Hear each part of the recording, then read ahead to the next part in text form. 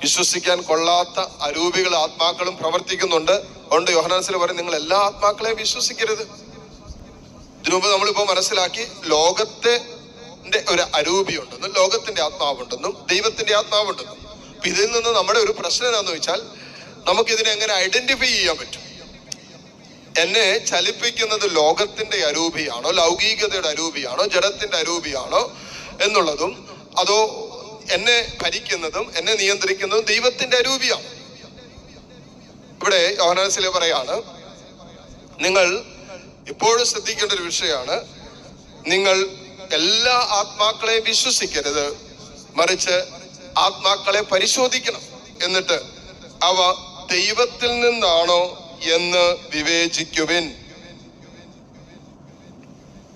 ദൈവത്തിൽ നിന്നാണോ എന്ന് വിവേചിക്കണം. അപ്പൊ ഇത് ഏറ്റവും ബുദ്ധിമുട്ടുള്ള വിഷയമാണെന്ത്? എന്നിൽ പ്രവർത്തിക്കുന്ന അരൂപി ദൈവത്തിൽ നിന്നുള്ള അരൂപിയാണോ ലോകത്തിന്റെ അരൂപിയാണോ എന്ന് മനസ്സിലാക്കാൻ അത്ര എളുപ്പമുള്ള കാര്യമല്ല. പക്ഷെ യോഹന്നാനിൽ പറയാണ്, നിങ്ങൾ എല്ലാ ആത്മാക്കളെയും വിശ്വസിക്കരുത്, മറിച്ച് നിങ്ങൾ വിവേചിച്ചറിയണം. എങ്ങനെ വിവേചിക്കാൻ പറ്റും എന്നുള്ളതാണ്. ദൈവത്തിന്റെ ആത്മാവാണ് നമ്മളിൽ പ്രവർത്തിക്കുന്നതെന്ന് ഇങ്ങനെ തിരിച്ചറിയാനുള്ള വഴിയാണ് എഴുതി വെച്ചിരിക്കുക. അപ്പോ ഇത് നമുക്ക് വേണ്ടി മാത്രമല്ല, നമ്മുടെ കുടുംബങ്ങളിൽ, നമ്മുടെ കുടുംബാംഗങ്ങളിൽ, നമ്മുടെ ചുറ്റുപാടിൽ ഒക്കെ പ്രവർത്തിക്കുന്ന അരൂപിയെ നമ്മൾ തിരിച്ചറിയണം. പരിശുദ്ധാത്മാവിന്റെ ആണോ ദൈവാത്മാവിന്റെ ആണോ പ്രവർത്തനമെന്ന് തിരിച്ചറിയേണ്ടത് ആവശ്യമാണ്. എങ്കിലേ നമ്മളിൽ തന്നെ നമുക്ക് ഒരു വിടുതൽ ആവശ്യമാണോ എന്ന് തിരിച്ചറിയാൻ പറ്റുള്ളൂ. നമ്മുടെ കുടുംബാംഗങ്ങളിൽ ഒരു വിടുതൽ ആവശ്യമുണ്ടോ എന്ന് മനസ്സിലാക്കിയിട്ട് ആ വിഷയത്തിൽ നിരന്തരമായ ഒരു പ്രവർത്തനത്തിനും ഒരു വിശുദ്ധീകരണത്തിനും ഒരു വിടുതലിനും വേണ്ടി നമുക്ക് അധ്വാനിക്കാൻ പറ്റും.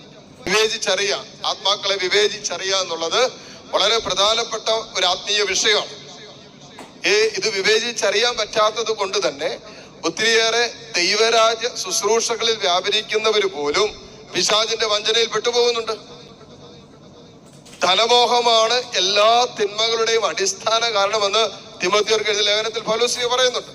എന്ന് പറയാണ്, അനേകം ദൈവ രാജ്യ ശുശ്രൂഷകർ പോലും വ്യതിചലിച്ചു പോകാനുള്ള ഒരു കാരണം ഇതാണെന്നാ പറയുന്നത്.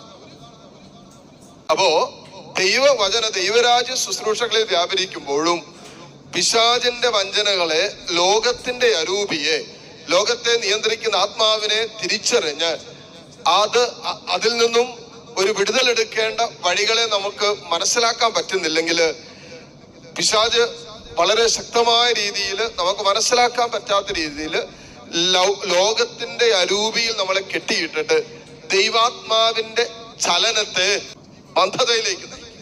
ഒരു വഴി യോഹന്നാനിൽ പറയുന്നത് ഇങ്ങനെയാണ്, അല്ലെങ്കിൽ ദൈവത്തിന്റെ ആത്മാവിനെ നിങ്ങൾക്ക് ഇങ്ങനെ തിരിച്ചറിയാം: യേശു ക്രിസ്തു ശരീരം ധരിച്ചു എന്ന് ഏറ്റുപറയുന്ന ആത്മാവ് ദൈവത്തിൽ നിന്നാണ്. യേശുവിനെ ഏറ്റുപറയാത്ത ആത്മാവ് ദൈവത്തിൽ നിന്നല്ല, വരാനിരിക്കുന്നു എന്ന് നിങ്ങൾ കേട്ടിട്ടുള്ള അന്തിക്രിസ്തുവിന്റെ ആത്മാവാണ്. അതിപ്പോൾ തന്നെ ലോകത്തിലുണ്ട്. നമ്മൾ ഇന്ന് ചുറ്റുപാട് നോക്കിയാൽ കണ്ടുകൊണ്ടിരിക്കുന്ന അതിപ്രധാനപ്പെട്ട വിഷയമാണ്, ലോകത്തെ ഭരിക്കുന്ന ഒരു അരൂപിയുണ്ട്.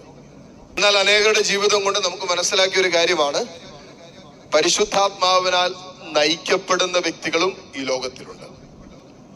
ഇന്നലകളിലുണ്ടായിരുന്നു, ഇന്നുമുണ്ട്, വരും നാളുകളിലുണ്ടാകും. കാരണം ദൈവത്തിന്റെ ആത്മാവ് സത്യമായതുകൊണ്ട് ഈ ആത്മാവിന്റെ പ്രചോദനങ്ങൾക്കും പ്രേരണകൾക്കും തങ്ങളെ തന്നെ സമർപ്പിക്കുമ്പോൾ ആത്മാവിനാൽ ദൈവാത്മാവിനാൽ നയിക്കപ്പെടുന്നവരായി അനേകര് ഇന്ന് ഈ കാലഘട്ടത്തിലും ജീവിക്കുന്നു.